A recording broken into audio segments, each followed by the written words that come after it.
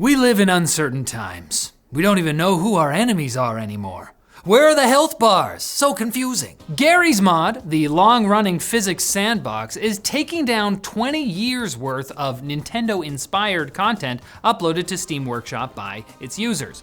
This is in response to a DMCA takedown request sent by Nintendo. Or was it?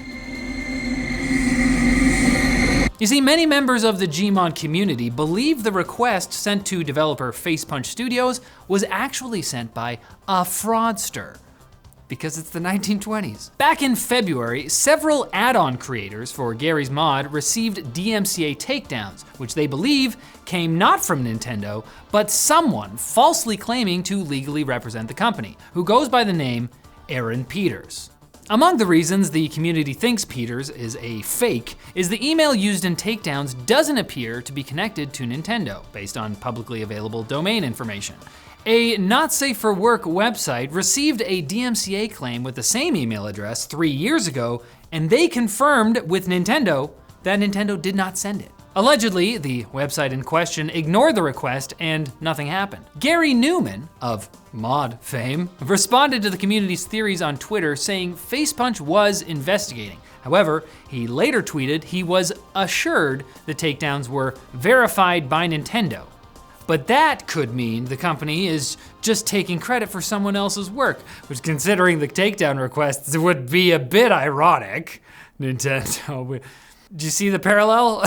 Steam has allegedly closed an apparent loophole in their refund policy. 8 years ago, Valve started offering refunds on games as long as you asked for one within 14 days of purchase, and you hadn't played the title for more than 2 hours. But before this Tuesday, only playtime occurring after the game's launch counted towards that limit.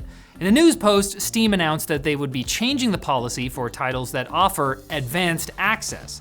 That's how the platform refers to games that let you play them before their official release, usually as a deluxe pre-order bonus that no one should buy. Please stop. What that news post doesn't say is that the change also applies to games in early access, and that's only mentioned in the new refund policy. So no more playing early access games from dawn to dusk for 2 weeks and still getting a refund, I guess. There's a silver lining though, beta testing isn't included. So if you participate in a free play test on the platform, that won't count towards the 2-hour limit. Plus, with the new advanced access functionality on Steam, players can now write user reviews during that pre-release period.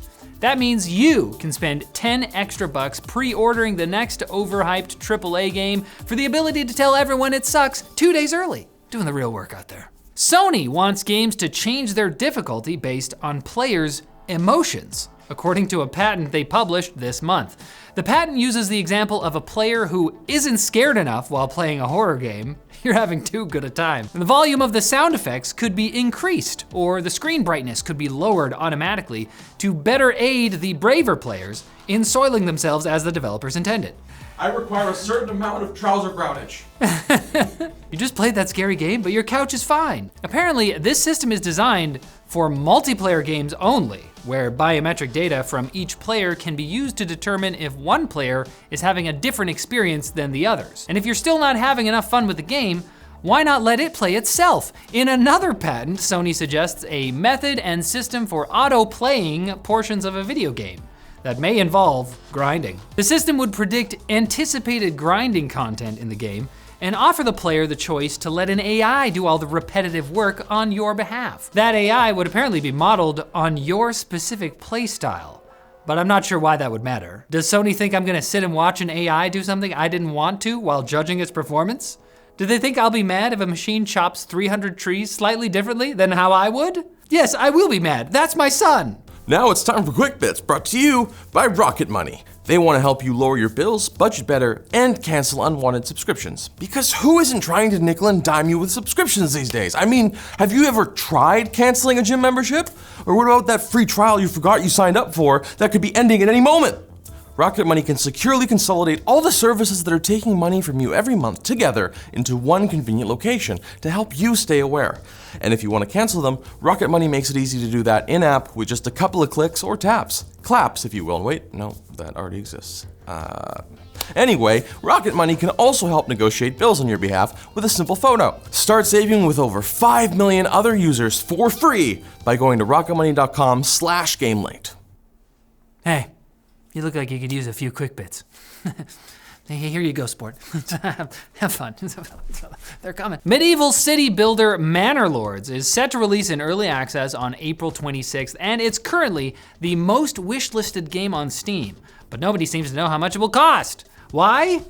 Well, Tim Bender, CEO of publisher Hooded Horse and undercover time traveler, says that it's to avoid encouraging pre-order scams by giving a definite price. Why is he a time traveler? Time bender. Oh, He also, however, went out of his way to assure players that the price would be affordable, whatever it is, with no deluxe editions or paywalled content. That was pretty good. In the meantime, just don't trust any shady characters in dark alleys offering you confirmed pre-orders out of their trench coat, like you normally do. Normally that's fine, but. Reviews for the heavily anticipated action dress-up simulator Stellar Blade are out ahead of the game's launch on Friday. Critics seem to agree that lovers of satisfying, flashy combat, liberally sprinkled with butt and boob shots, are gonna have a great time. Lovers of a quality story or characters that make sense might wanna just play Nier Automata for the 12th time instead. I think the 12th ending is the best. Developer Shift Up narrowly avoided some non-swimsuit related controversy by patching out some in-game graffiti that apparently unintentionally spelled out the phrase, hard R. Been there. I'm sure our boss Linus knows how embarrassed they must feel. I didn't ask him though, it's a painful memory. Frontier Developments has announced plans to sell in-game ships for real-life dollars in Elite Dangerous, igniting a pay-to-win controversy. Star Citizens over here being like, ha! Elite Dangerous has two kinds of currency. One is earned through gameplay, and the other, ARCs, can be earned or purchased using your mom's credit card. The latter has traditionally been reserved for various fripperies that lack any gameplay effect, such as cosmetics. I didn't know that was a word. There's a Jessica fun fact right there. Jessica fun facts. Soon, however, players will be able to purchase a variant of the Python Mark II ship for approximately $12 worth of ARCs. Earning ARCs is capped at 400 units per week, meaning that earning the ship the old-fashioned way would take around 40 weeks. Roughly the same amount of time it takes to make a human baby. How do I make a non-human baby? How long does that take? If it's an elephant, 2 years. Hell yeah. Fun facts.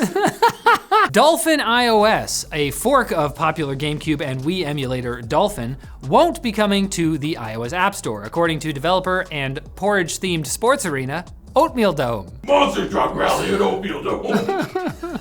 It turns out Dolphin uses what's called a just-in-time recompiler to translate the GameCube and Wii's code into something that can be understood by other devices. While Apple is allowing emulators on iOS, the company doesn't allow third-party apps to use JIT recompilers on iOS. It's fine on Mac. Don't ask me why, it's Apple. Just because I can sound like Tim Cook doesn't mean I know what he's thinking. I wish. Wonder what it's like inside my beautiful mind. It's probably just something like,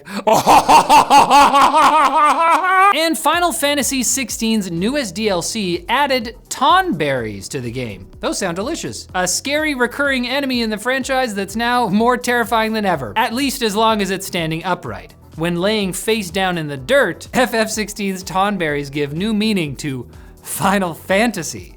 At least for some large swaths of the internet. Swaths? Swathes? Swaths.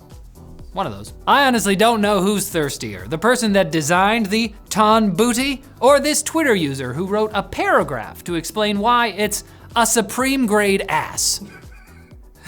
Just kidding, it's everyone. Everyone goes to horny jail, bonk bonk, bad gamers. But we'll let you out on good behavior if you promise to come back on Tuesday for more gaming news, and if you stop thinking about what you're thinking.